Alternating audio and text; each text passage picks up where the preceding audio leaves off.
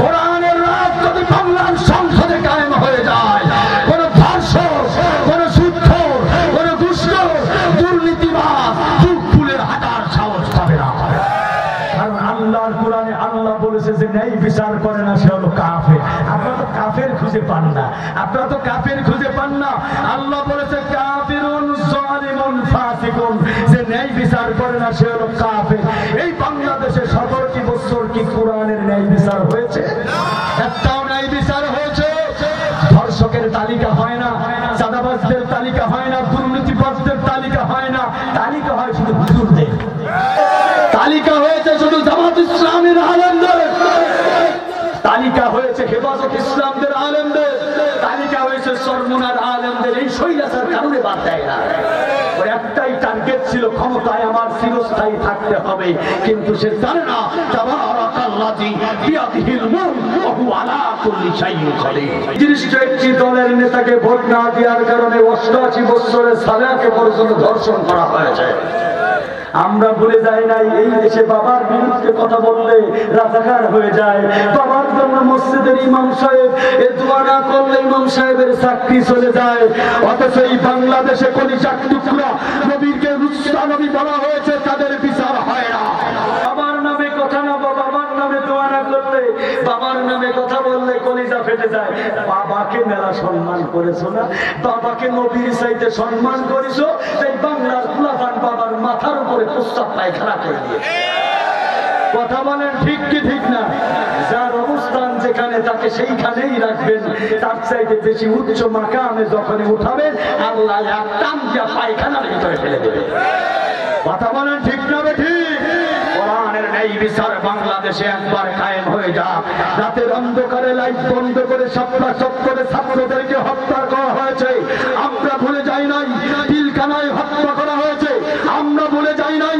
5ই আগস্টের আগে ছাত্রদেরকে হত্যা করা হয়েছে, পোড়ানো হয়েছে, গুম করা হয়েছে, আলেমদের উপর অত্যাচার নির্যাতন হয়েছে, জামাত ইসলামীর আলেমদের উপর অত্যাচার হয়েছে, হেফাজত ইসলামের আলেমদের উপর অত্যাচার হয়েছে, তাবলীগের ভিতরে গন্ডগোল তৈরি করে দেওয়া হয়েছে। সব ইহুদি আর বেঈমানদের চক্রান্ত। ওদের চক্রান্ত মুসলমানদেরকে এক হতে দিবে না, কারণ ওরা জানে মুসলমান যদি একবার এক হয়ে যায়, মুসলমান যদি একবার মাথায় কারা কারা আছেন হাত উঁচু করে লিল্লাহি তাকবীর, লিল্লাহি তাকবীর।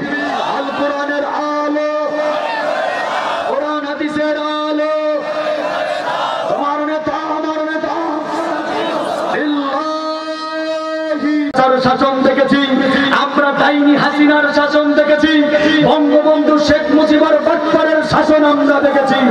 একটাই শাসন আমাদের দেখতে বাকি, সেই শাসন হলো কোরআনের শাসন।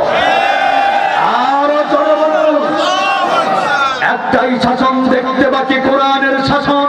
কোরআনের শাসন যদি বাংলার সংসদে কায়েম হয়ে যায়, এই বাংলাদেশে আর কোন ধর্ষক থাকবে না। কারণ চোর যদি চুরি করে, কোরআনের আয়াত হলো চোর যদি চুরি করে হাত কেটে দিতে হবে। এ ভাইজান, এই ফকিরাতে এই মৌমুগে একটা চোর, কি চোর? এই কয়লা চোর, ছাগল চোর, মুরগি চোর, জুতা চোর, এই চোর। আল্লাহ কোরআনে বলেছে কেলা চোর, মুরগি চোর। এই চোরের জন্য হাত কাটার আদেশ নয়, এই চোরের তো যে মাথা টাকটক বানায় আলকাতরা মাথায় দিয়া জুতার মাথা গলায় দিয়ে একটু ঘুরাইলে হবে। কিন্তু আসলে আমার আল্লাহ কোরআনে কোন চোরের কথা বলেছে? যেই চোর, ওই যে মেম্বার মার্কা চোর, ওই যে চেয়ারম্যান মার্কা চোর, রাস্তার টাকা, কালমোটের টাকা, ব্রিজের টাকা লুটে ফুটে খায়। এই বাংলাদেশে আমরা ভুলে যাই নাই, যেই দেশে আমরা এমন একটা দেশে বসবাস করি, যেই দেশে 50 টাকার বিনিময় আমার মা বোনেরা ইজ্জত বিক্রি করে খায়। সেই দেশের ধনী ব্যক্তিরা 5তলা বিল্ডিং এর উপর থেকে খাবার ডাস্টবিনে ফেলে দেয়, আমার দেশের গরিব গরিব গরিব গরিব বাবার সন্তানেরা ওই ডাস্টবিনে গিয়ে কুকুরের সাথে ভাগাভাগি করে খাবার খায়। এইরকম ঘটনা বাংলাদেশে আছে না? এখনো চলে যান রেল স্টেশনে, বিভিন্ন বাস টার্মিনালে গিয়ে দেখবেন কত টুকাই বাচ্চারা, রিক্সাওয়ালার সন্তান, ভ্যান চালকের সন্তান, তারা ওই ডাস্টবিনের ভিতরে একটা রুটি আর পচা কলার খাদ্য খোঁজে খাবারের জন্য। এই সেই বাংলাদেশে তোমরা এমপি হয়েছো বিনা ভোটে, জোর করে রাতের বেলায় চুরি ভোট, ইচ্ছা করে ক্ষমতার বল দিয়ে ভোটাভুটি হয়েছো। মমতাজের মতো নর্তকী বেশ্যা মহিলা তাকে বানিয়েছো সংসদ সদস্য। এরপরে গায়ক থেকে শুরু করে নায়িকা থেকে শুরু করে হিরো আলমের মতো কুলাঙ্গারও দাঁড়ায় যায় ভোটে, কথা কয় না। সংসদটাকে নাপাক বানায় ফেলেছে এই সৈরাতা। আমরা আমাদের শরীরে ফুটা রক্ত থাকতে বাংলার সংসদ আমরা নাপাক বানাতে দেব না। আগামীর সংসদ হবে আরবের সংসদ, আগামীর পৃথিবী হবে কোরআনের পৃথিবী। আপনারা কি রাজি আছেন? আমার বার আল্লাহর কোরআনে বলেছে, নেতারা শোনো, তোমরা গরিবের সম্পদ লুটে পুটে খাবা। যেই দেশের গরিব মানুষগুলি, ওই গরিব মানুষের সন্তানগুলি ডাস্টবিনে বা কুকুরের সাথে ভাগাভাগি করে খাবার খায়, সেই দেশের অনেক নেতা, সেই দেশের কাউয়াকাদের, সেই দেশের প্রধানমন্ত্রীর একজন ড্রাইভার 400 কোটি টাকা আত্মসাৎ করে বিদেশে পাঠায়। আমরা ভুলে যাই নাই। তবে কাল কিয়ামতের আদালতে যে যা দেশের টাকা লুটে পুটে আত্মসাৎ করেছেন, খেয়েছেন, সব আপনাদের মাথার উপরে আল্লাহ চাপাই দেবে।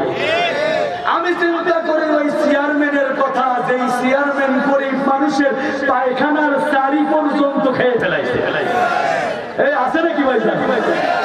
সরকার থেকে দিয়েছে পায়খানার চারি, পায়খানার চারি ছেলে এই গোল গোল সারি বসানো, এই সারি পর্যন্ত খেয়ে ফেলাইছে।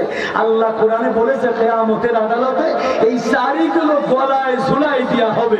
তা আমি মাঝে মাঝে চিন্তা করি, এই যে চেয়ারম্যান যারা বিল্ডিং রাস্তা কালবোর্ড চুরি করে খাইছে, ওদের মাথায় তো বিল্ডিং কালবোর্ড ঝুলাবে, কিন্তু যারা এই যে পায়খানার সারি খাইছে, এইগুলার গলায় যখন পায়খানার সারি ঝুলাই দেবে, এদের তখন মানিজ্য কোথায় থাকবে?